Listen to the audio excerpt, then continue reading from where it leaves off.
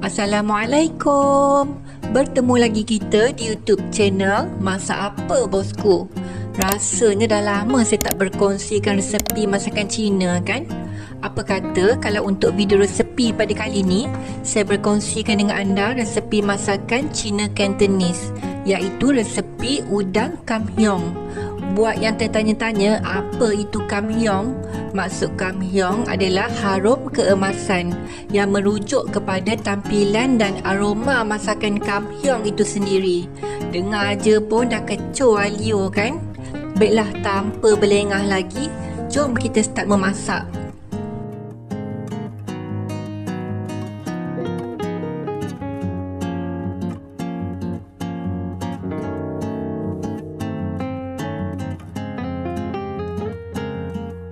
Baiklah, mula-mula sediakan antara 700 gram hingga 1 kilogram udang. Campurkan bersamanya 1 sudu besar tepung jagung, 1 sudu besar tepung gandum serbaguna dan serbuk lada sulah atau serbuk lada hitam secukup rasa. Gaulkan sehingga serata.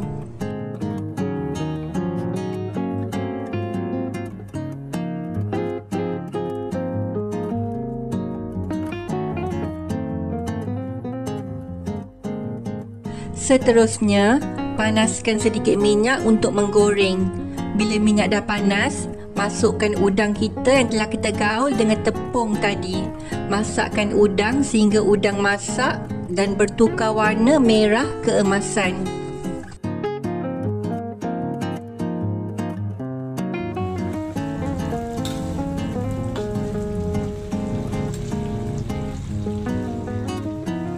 Bila udang dah masak sepenuhnya, angkat dan toskan, kemudian ketepikan sebentar.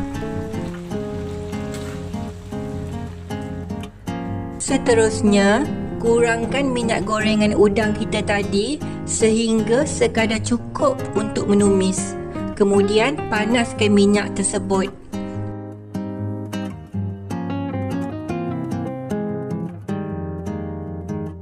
Bila minyak dah panas, masukkan setengah biji bawang besar yang telah dipotong dadu, 3 hingga 5 ulas bawang putih yang telah dicincang dan 2 hingga 3 tangkai cili padi yang dihiris. Tumiskan kesemua bahan sehingga layu.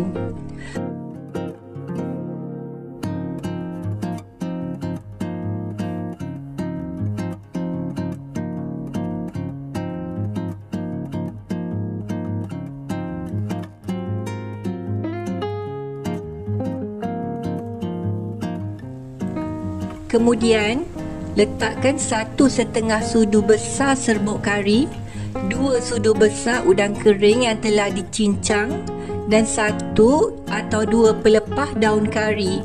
Tumiskan ke semua bahan sehingga naik bau.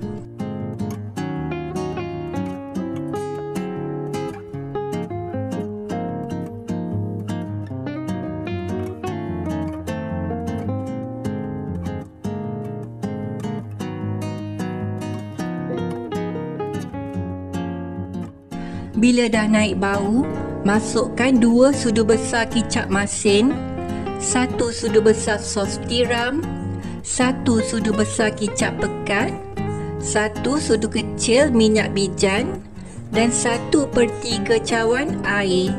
Gaul rata dan masakkan sehingga mendidih.